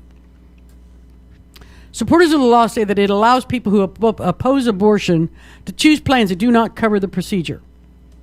Seems reasonable. However, opponents of the so-called rape insurance law say that it would require a woman to predict a rape and purchase insurance before a sexual assault if she chose to have an abortion. Basically what they're saying is that if you are raped and you become pregnant from this rape, unless you have insurance that specifically covers abortion, you cannot get one. Period. Covered through any insurance. They're saying that, well, people who oppose abortion shouldn't have to buy policies that cover that. Fine. Everyone's entitled to their own sensibilities. Make them both available. But women should not have to predict that they're going to be sexually assaulted at some point in the future and want to avail themselves of a legal procedure if a pregnancy occurs from that. I realize that a lot of people say, well, it doesn't matter what causes it. Period. No, I'm not a person who has any, in any way, shape, or form, has any power to tell you what you have to do in your life, what you have to suffer through. I'm not going to be the one to say you haven't suffered enough. You haven't suffered enough by being assaulted. You haven't suffered enough by being assaulted and becoming pregnant and having to deal with this.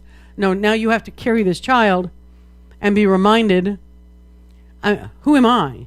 The last person with that right, lived like 2,000 years ago. And I ain't him. This whole thing just really, really makes me angry. The law unfairly punishes women simply for being women, according to State Representative Marcia Hovey Wright. Excuse me. She's a chairwoman of the Women's Democratic Caucus. She said women deserve the same access to full health care as men receive, but only women are told they must buy extra insurance to get it. Like you have to pay extra. The debate got slightly emotional when Michigan Senate Minority Leader Gretchen Whitmer begged her colleagues to vote against the measure after revealing that she was raped in college. Republican Governor Rick Snyder has vetoed the legislation before, but Michigan's Right to Life organization used the Citizens Initiative petition, there we go, process to waiver the requirement of signature from Snyder. This state's measure is part of a larger push to make insurance exceptions to abortions and contraception, including the case versus Hobby Lobby, which is being heard right now in the U.S. Supreme Court. So it's not just a law to prevent women from getting abortions. They're using it to also prevent conception or contraceptives. I'm sorry. This is the religion running the lives of women who don't belong to that religion. If you want to belong to a religion who says this is a sin, this is bad, you can't do it, fine. Go stand in line, get the wafer, get the wine, whatever, do your thing. Get dunked, be happy. Mazel tov. Be happy. But don't make your requirements for your congregation a blanket requirement for all women who live in this state. That's just wrong. That's just wrong. Made me mad. No. It happens. You get angry. It does. I do. I get testy. You get bent out of shape. That's never a pretty thing. We're in Lent. Speaking of that religion, it's Lent. It's the start of the day after Mardi Gras. Goes for 40 days. A good person of this particular religion, when they go into Lent, you're supposed to give up something that you enjoy. Oh, yeah, for a set period of time. It's supposed to be for 40 days. It's supposed to be a sacrifice. I've long said, if I were of this religion, I'd give up skateboarding. I'd give up skateboarding and rap. Okay, I promise. Has to be something you love. Of course I do. Yeah, but I thought it was interesting. A Texas lawyer has traded his business attire for an orange prison jumpsuit during Lent this year. Okay, so this is an attorney who's wearing an orange prison jumpsuit for 40 days. Okay? He's doing it in order to bring attention to, quote, the ways our world locks up the poor and marginalized, unquote. Which I got to tell you, I don't think is a bad idea. I really don't. Specifically, Kent McKeever wants to raise awareness about how ex-convicts are viewed and treated in society after they are released. The 34-year-old works for Mission Waco, an organization that provides low-cost legal services to people who've been convicted of committing a crime. The reality is that 65 million Americans have some sort of criminal record. They can't have a job. They don't have housing. They can't get an education to better themselves. They can't even get basic social services in many situations. There aren't many equal chances for anyone in many situations. After 8 days in the suit, McKeever's gotten a little taste of what his clients experience, and he says it's been an eye-opening experience for me to get a little glimpse of what so many people in our society are pushed to the margins of what they must feel. I just changed the way I see the world, and I'll never forget that. By wearing the suit and explaining why he has it on, McKeever hopes to influence people to think a little differently the next time they encounter an ex-con. We need to care for them and show compassion for them and understand their situation so that we can help them have another chance. And not a second chance, but a fair chance. Now, I have long said, if you watch this show or you watch the radio show I used to do, if you're a pedophile, just die. And I'm not talking like this 17-year-old kid that got shot for fooling around with a 16-year-old girlfriend. No, I'm talking about, the pervert that's preying on children. Yeah, if you're a rapist and things like that. If you are a pedophile, if you are a sexual predator, just die. Get out of my gene pool, period. However, there are a lot of people in prison. There are a lot of people in prison who never should have gone to prison, but they're saddled with this for the rest of their lives. There are a lot of people who are in prison for things that, under other circumstances, you and I might think, really? They went to prison for that? Seriously. It's a hell of a note when you can go to prison for killing somebody and go to prison for 4 years. 4 years for killing somebody. And get 20 years to life for having too much marijuana. Tell me there's equality there somehow. I don't think so. But the bottom line, our entire penal system is set up. Our crime and punishment system is that you are arrested, you have a trial. If you are found guilty, you go pay your debt to society, as they put it. And then once your debt is expiated, you have done it, you have paid it, go forth, be free, and multiply. The system works fine, up to the point that it's go forth, be free, and multiply. People are getting out of prison. All people in job, in a position to give you a job, in a position to approve you to get housing and whatnot, all they see is ex-con. It doesn't matter why, it doesn't matter where, it doesn't matter for what crime. Well,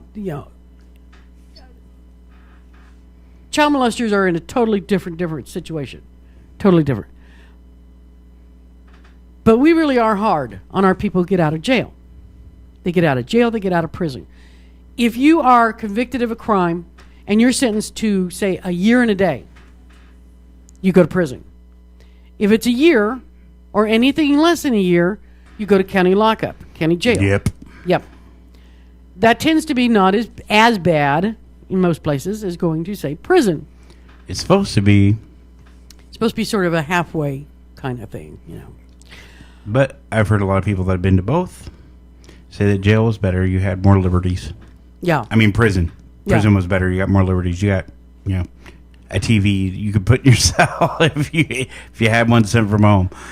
Well, my issue is the fact that when they get out, I don't care where you spent your time, you paid your debt to society, but once you get out, you're stuck. But, yeah, and I agree with that. It's tough, but at the same time, it should be a deterrent for not doing this in the first place. There's still, people out there that are, that feel like you do about, pedophiles and things like that. Yeah. It's, for example, I know someone that, every time they hear the name Michael Vick, they cringe. Yeah. Why is that man still alive? Why is he allowed to be a pro athlete? It's, okay, he did his time, Yep. Let him get his job back. It's not like he's working in a kennel. Well, the bottom line, I think, is in this country, it tends to be, and I don't know about other countries because I haven't lived there, so I can only talk about here. But in this country, we tend to balance a person against what they did. Okay? Yeah, that's why you can't get an apartment nowadays. A background check and... There are women out there who are sitting in prison simply because their boyfriend did something stupid and came back home. Yep. And they went to prison too and lost their kids. Go figure. Go take a break here at the bottom of the hour for a couple of commercials. We'll be back right after this on A Raw Nerve.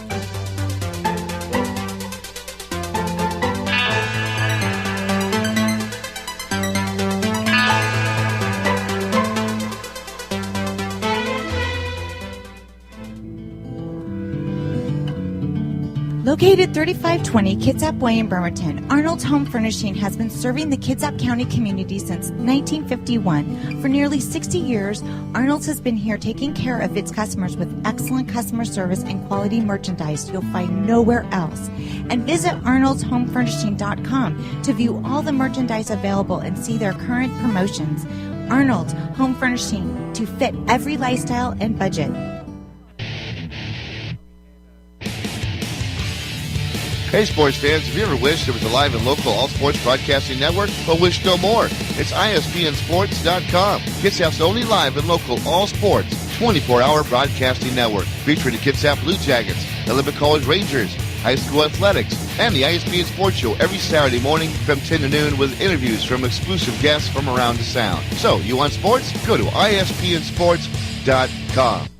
Judy's Sewing in East Bremerton is your one-stop shop for all your sewing, alteration, and clothing repair need. At Judy's Sewing, you can also find tuxedo rentals and bridal party dresses for only $69 and bride's dresses starting at $189. Judy's Sewing at the corner of Fairgrounds Road and Central Valley in East Bremerton, near Handy Andy's, or call Judy at 360-662-1212. That's right, 360-662-1212 for Judy Sewing.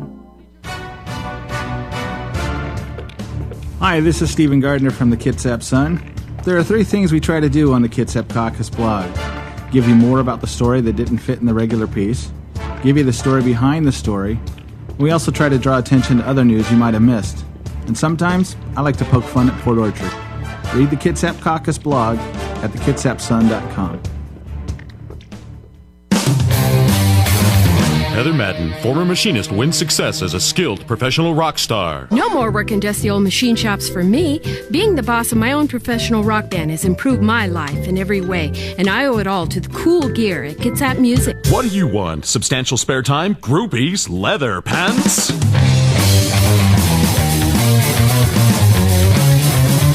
Use only certified cool products from Kitsap Music.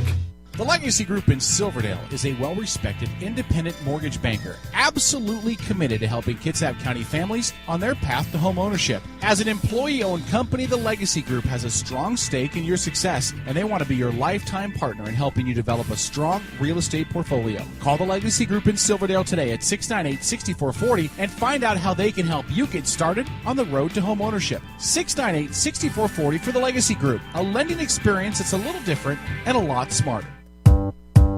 Everybody get up.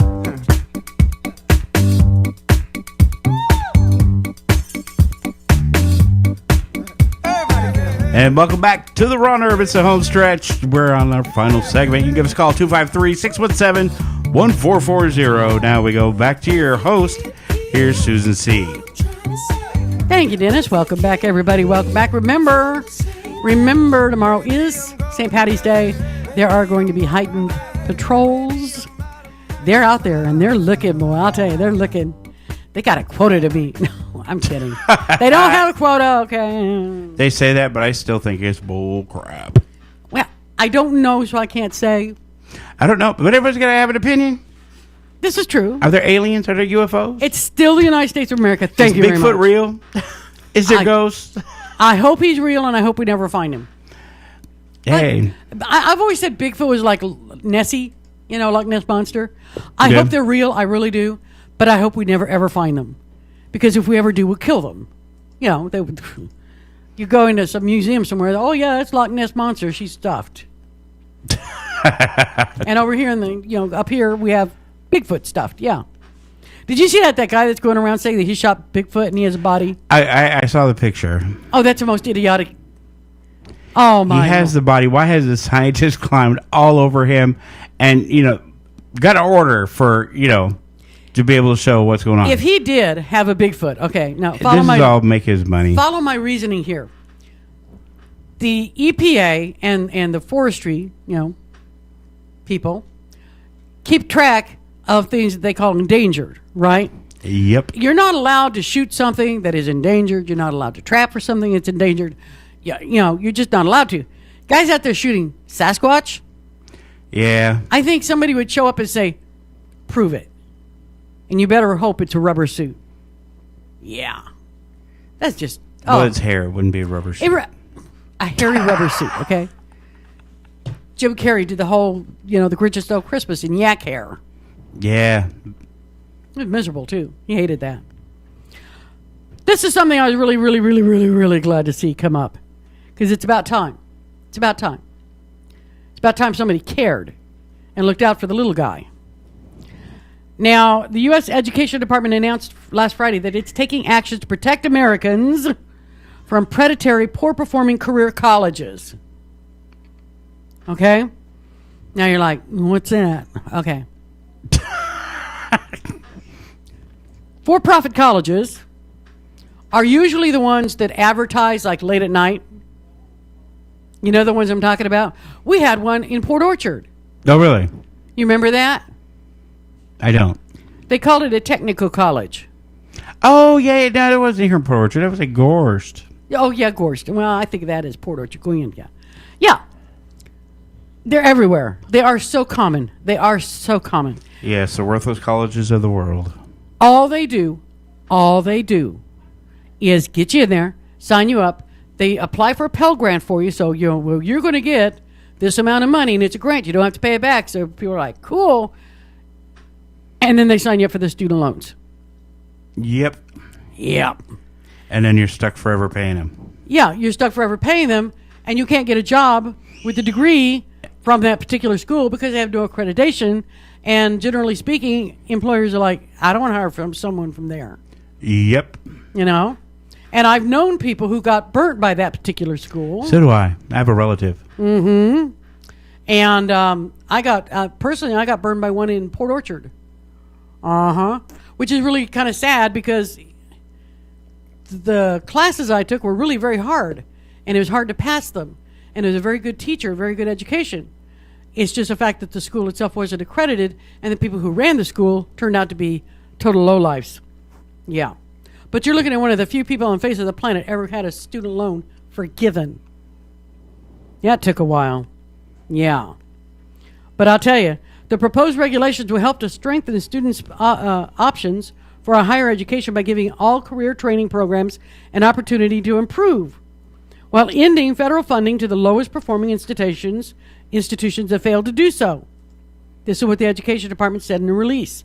Higher education should open doors of opportunity, but students in these low-performing programs often end up worse off than before they enrolled, saddled by debt with few of any options for a career. This is according to Education Secretary Arne Duncan. He said the proposed regulations address growing concerns about unaffordable levels of loan debt for students enrolled in these programs by targeting the lowest performing schools while giving all programs an opportunity to improve. This is fabulous. The framework has 3 components: certification, requirements, and accountability metrics, and public disclosures. The proposal would distinguish programs providing affordable training that leads to well-paying jobs from programs that leave students with poor earning potential and relatively high debt, or which leads to high student loan default rates. I love this. I love this. It's about time. I'm glad. I've often wondered why the Department of Education, because that's their department, it's their bailiwick. Yeah. I always wondered why they didn't do something about that. But you see these schools advertised, late at night or something like that, and it's if it's not accredited, if they tell you that the credits earned there are not likely to transfer, that means no way in hell will those credits transfer. Do not go to this school. The credits won't transfer. Other people don't consider it a good enough school to hire you from them. Yeah. Yep. Now, this is kind of a sad thing, I thought, if you think about it. A North Carolina boy who was bullied after bringing a My Little Pony bag to school had been told to leave it at home. Little backpack. The 9-year-old was told his rainbow dash bag is a, quote, trigger for bullying, unquote. Grayson Bruce's mother, Noreen Bruce, doesn't think her son should be punished for his interest in the vintage cartoon and wants his bullies to face the consequences. Saying a lunchbox is a trigger for bullying is like saying a short skirt is a trigger for rape, she said. It's flawed logic. It doesn't make any sense. They're taking it a little too far with punching me, pushing me down, calling me horrible names, stuff that really shouldn't happen, Grayson said. Most of the characters on the show are girls, and most of the people put it toward girls. Most of the toys are girly. Noreen wants her son to keep watching the show. It's promoting friendship. There are no bad words. There's no violence. And it's hard to find that even in cartoons now. Buncombe County Schools released a statement saying an initial step was taken to immediately address the situation that had created a disruption in the classroom. Buncombe County Schools takes bullying very seriously, and we will continue to take steps to resolve this issue. Now, on the surface, this sounds kind of silly. Just silly. Little boy wants to take a My Little Pony backpack to school, you know. I think it's a symptom of a much deeper problem. Look at how they wanted to solve it. They tell the little boy, don't bring your bag to school. That way you won't be bullied over it. What they do not do is go to the boys who are bullying him for having this backpack and say, this behavior is unacceptable. This is not the sort of behavior we accept. We do not condone it. We're not going to allow it. Make an issue, make an example of these boys, and prove that they are really, put your money where your mouth is. Prove that you're against bullying. The kid should be able to take a My Little Pony. You're going to go tell the little girl that's got an Iron Man backpack, you can't have that because that's a boy's backpack? Yeah, and you might. Oh, I'm sorry. I have a granddaughter that loves Iron Man. You're going to grow up and want to be a PE teacher. Oh, you just opened a can of worms in my head. Thanks for that. Probably. Hey, that got to be good for something. Yeah, Mrs. Woods and showers, yeah. Anyway. Anyway. You got to wonder. You got to wonder. Some good news has come out, though. Some good news. I was really glad to hear this. Excuse me. At least half of all baby boomers already have serious hearing loss, as well as some teenagers, which is sad. It's the most significant disease for which we have absolutely no treatments, according to Dr. Jonathan Kill of Sound Pharmaceuticals in Seattle. Dr. Kill thinks his new drug, called Epsilon, could be the answer. It was tested at the University of Florida. The drug mimics an enzyme called glutathione that the body produces naturally to protect ears from damage. We run out of glutathione. This drug is able to speed up the rate at which glutathione is replenished in your inner ear. This is according to Dr. Colleen LePressel at the University of Florida. Students listen to 4 hours of their choice of pop or rock music with a volume set at 100 decibels. That's about the same level as a lawnmower. Hearing was tested before and after. Normal recovery time is about 24 hours to get your hearing back to where it was before. One of the interesting things is that the duration of the hearing loss went from 24 hours to 1 hour. And that's impressive, according to Dr. Kill. As people age, it takes longer and longer for hearing to return to normal after exposure to loud noises. It evolves to permanent hearing loss or noise-induced hearing loss, and that's what we're trying to prevent and acutely treat. This drug has promise for the military, for anyone who works in noisy environments, not to mention sports fans. Who knows, maybe you see our banner someday across the street from a Seahawks game or a Mariners game. So far, the drug appears to have no side effects, but will be at least until the end of 2015 before a large-scale clinical testing can be done. This is fabulous. One of the biggest problems that we have generationally right now is hearing loss. My generation, a lot of it was from music. We're, kind of the first ones that really cranked it up. I mean, really cranked it up. We had Jimmy and Janis Joplin and all the screamers. Yeah, the Beatles. Come on. Not all of them, honey. Not all of them. They got that stuff hyped back then, and then the hippies came out, and they were too lit up to. No such thing as a hippie. Yes, there was. Didn't exist. Yeah. Okay. And is there Bigfoot? Is there aliens? Didn't exist. There was tons of them. They used to follow a band around that was called the Grateful Dead. Yeah, they still do. The Deadheads. Yeah. Yeah. And metal. And what is it? Hey, you had acid rock that Smash grew. Mouth. Yeah. It's odd, but that's one of the biggest problems they've had is hearing loss from too loud of sounds. Being exposed to sounds that are too loud. A lot of people have. I didn't realize it was going to make you deaf. Yeah, well, they didn't at the time, and now they do. Now they do.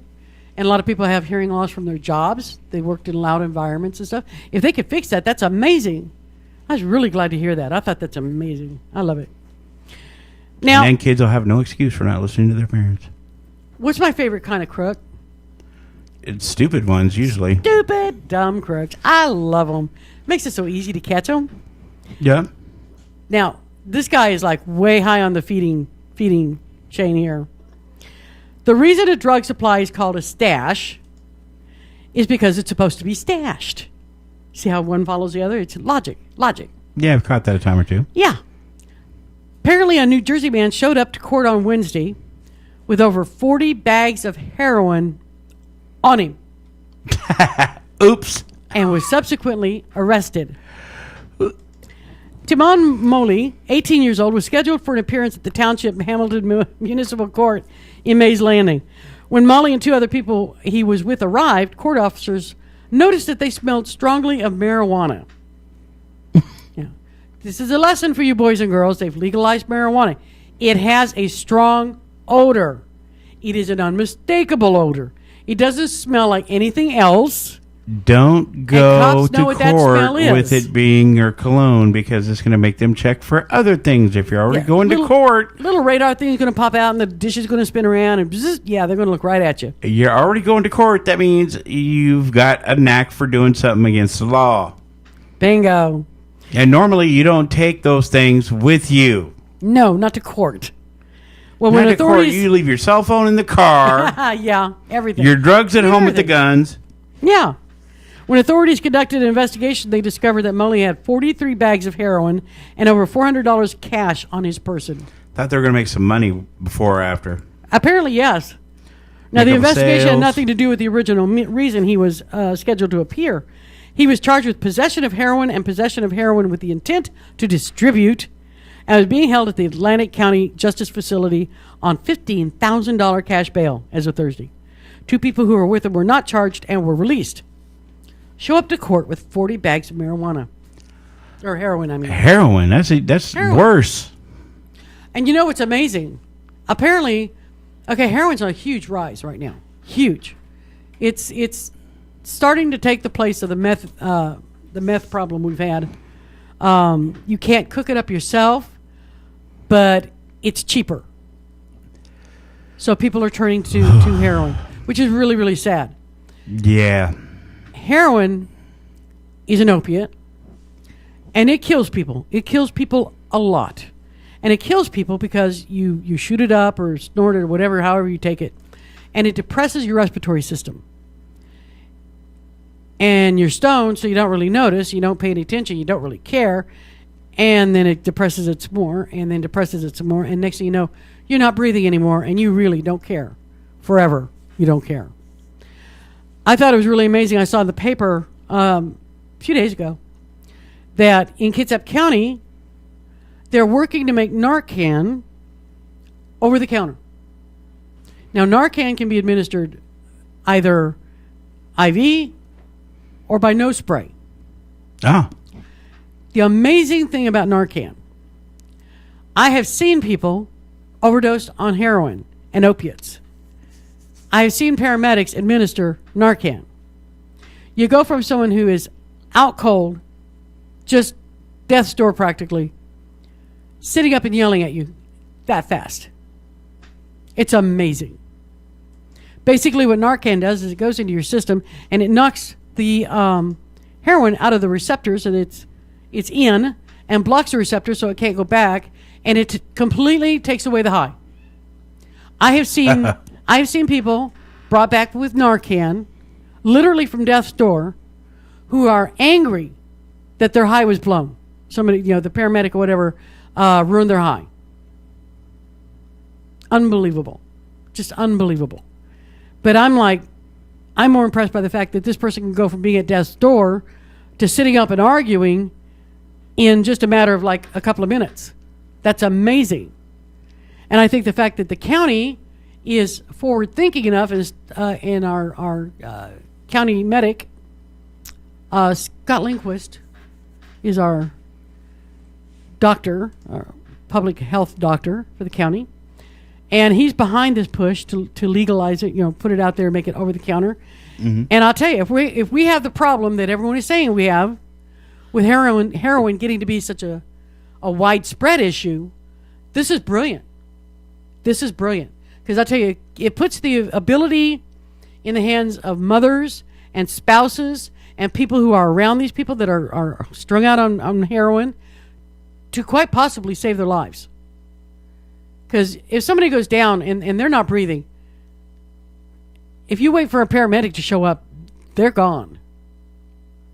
You've only got like 4 minutes before the brain's fried, So I just wanted to mention that, but I think that's brilliant. And I think Scott Lindquist did a brilliant thing, backing this and getting behind it.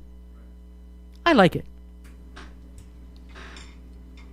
Now, you might have heard they found a big crack in the dam on the Columbia River. A crack in the river? In the dam. Oh, yeah, in the dam. 65-foot crack. I would say in the river a crack. Kinda, but then the water flows in and fills it. Yeah. Well, the Grant County Sheriff's Office is warning people to stay away from the Columbia River. And right now, a lot of people are going there because it's spectacular. With all the rainfall we've had, the waterfall is unbelievable, and the river is just, it's a sight that people tend to go and want to see. Ooh, ah. But people are warning them to stay away.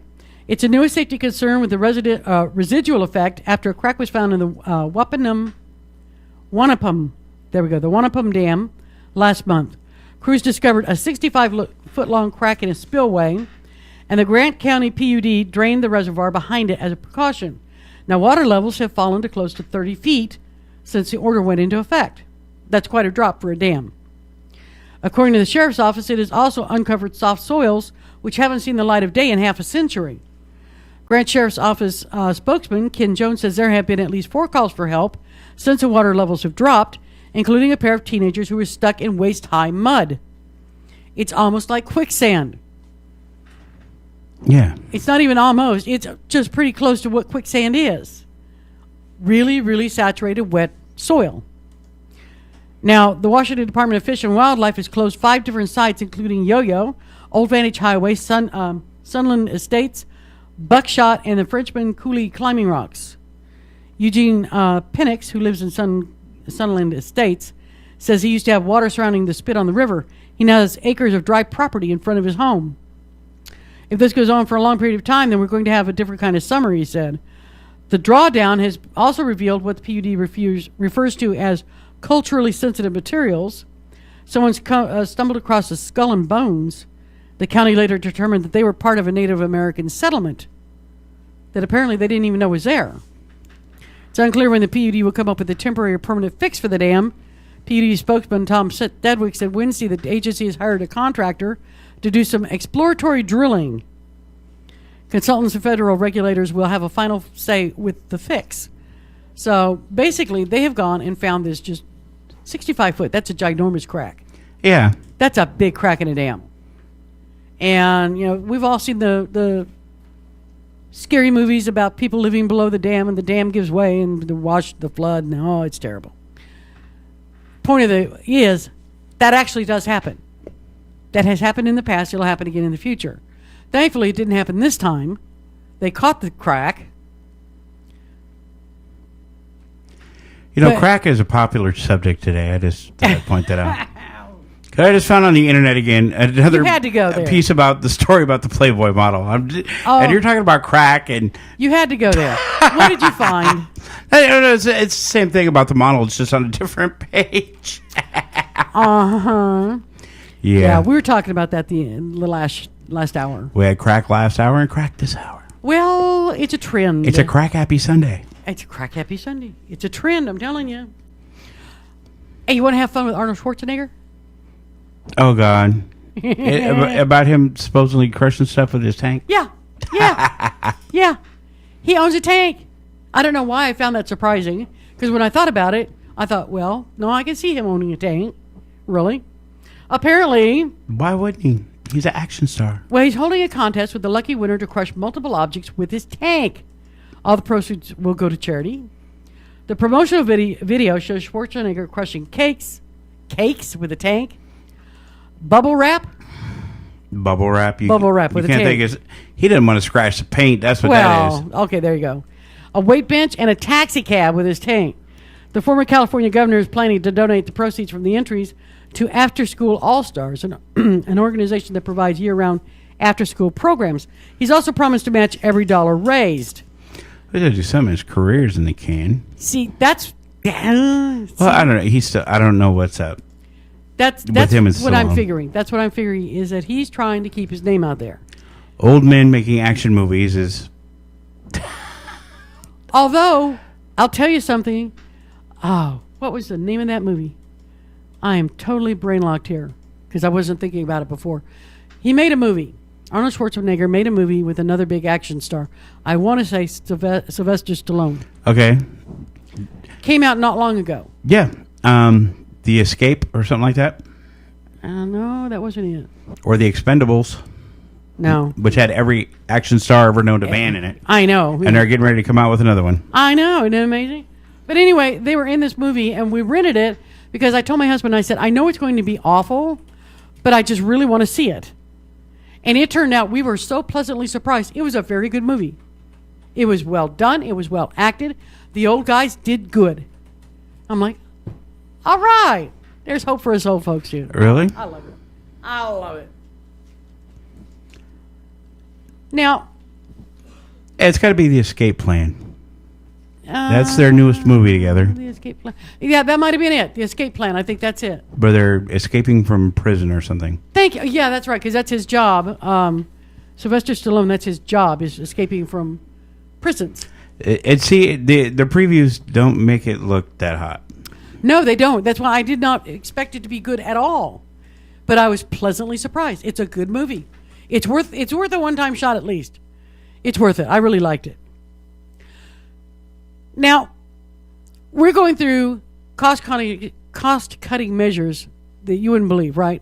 They're cutting food stamps. They're cutting unemployment. They're cutting everything.